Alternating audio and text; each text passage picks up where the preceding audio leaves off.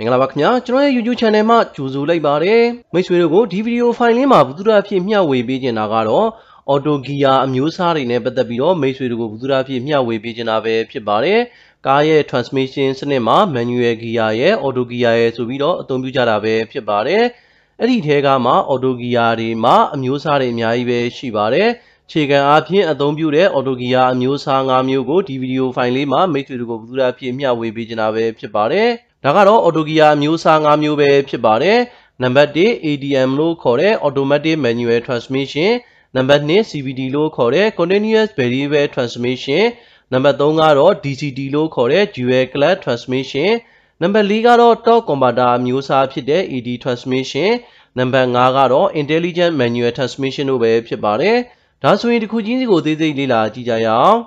နံပါတ်1အနေနဲ့ကတော့ AMT လို့ခေါ်တဲ့ Automatic Manual Transmission ပဲဖြစ်ပါတယ် ATM ဆိုတဲ့အမျိုးအစားကတော့ Autogear လိုမောင်းနှင်လို့ရပြီးတော့ Manual Gear လိုလည်းမောင်းနှင်လို့ရတဲ့ Autogear အမျိုးအစားတစ်ခုပဲဖြစ်ပါတယ် ATM Gear စနစ်က Manual Gear စနစ်ကိုအခြေခံထားပြီးတော့ Manual Gear စနစ်ကိုအဆင့်မြင့်ထားတာပဲဖြစ်ပါတယ်ကုန်ကျစရိတ်သက်သာပြီးတော့စီစားနှုန်းကိုလျှော့ချပေးတဲ့စနစ်လည်းဖြစ်ပါတယ် ADM ဆိုတဲ့ gear စနစ်ကိုဓာတ်ဆီကားတွေဒီဇယ်ကားတွေ CNG ကားတွေ MPG ကားတွေမှာလည်းအသုံးပြုကြတာကိုတွေ့ရတာပဲဖြစ်ပါတယ်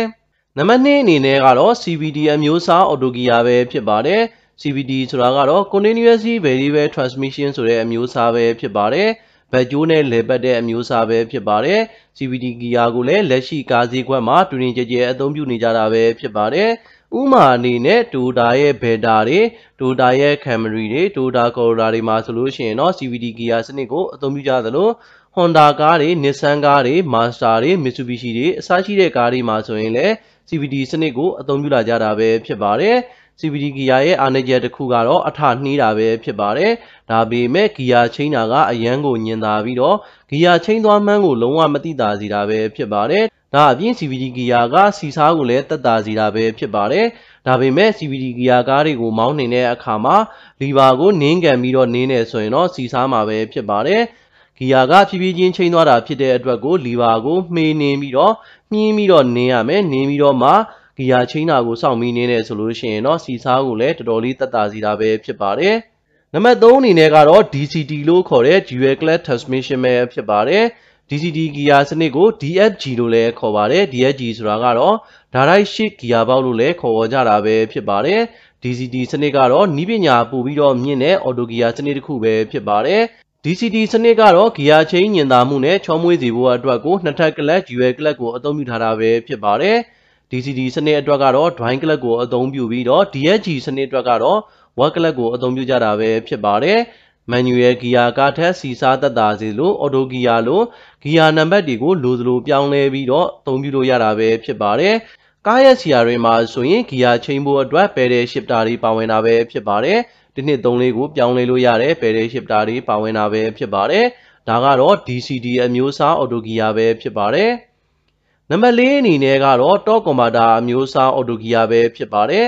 ဒီစနစ်ကတော့လက်ရှိကားဈေးကွက်မှာအသုံးအများဆုံးဖြစ်တဲ့ AT လို့အသိများတဲ့ gear စနစ်တစ်ခုပဲဖြစ်ပါတယ် Autogear စနစ်မှာအခြေခံကျတဲ့စနစ်လို့လည်းပြောလို့ရပါတယ်ဒီ Autogear အမျိုးအစားကို Toyota ကားတွေ Honda ကားတွေ Nissan ကားတွေ Mazda ကားတွေ Mitsubishi တွေ Isuzu တွေ Suzuki တွေအစားရှိသဖြင့်ကားတော်တော်များများမှာတွေ့ရနိုင်တာပဲဖြစ်ပါတယ်နံပါတ်5ကတော့ IMT လို့ခေါ်တဲ့ Intelligent Manual Transmission Gear အမျိုးအစားပဲဖြစ်ပါတယ်ဒီစနစ်ကလည်း Autogear ပဲဖြစ်ပါတယ်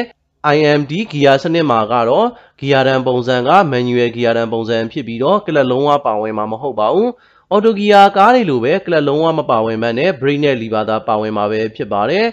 IMT စနစ်မှာလည်း automatic sensor တွေအများကြီးပဲပါပြီးတော့အာရုံခံပြီးတော့ EC ကိုသတင်းချက်လက်ပေးပို့ကြတာပဲဖြစ်ပါတယ် ECU ကနေပြီးတော့မှ actuator တွေကိုမောင်းနှင်ပြီးတော့မှကားမောင်းသူရဲ့နံပါတ်ရွေးချယ်မှုပေါ်မူတည်ပြီးတော့လှုပ်ဆောင်ပေးတာပဲဖြစ်ပါတယ် manual gear တွေမှာ gear ချိန်တဲ့အချိန်မှာ clutch ကိုနင်းရပါတယ် IMT စနစ်မှာ gear ချိန်တဲ့အချိန်မှာ clutch နင်းစရာမလိုပဲ manual gear တွေလိုမောင်းနှင်နိုင်အောင်ဖန်တီးထားတာပဲဖြစ်ပါတယ်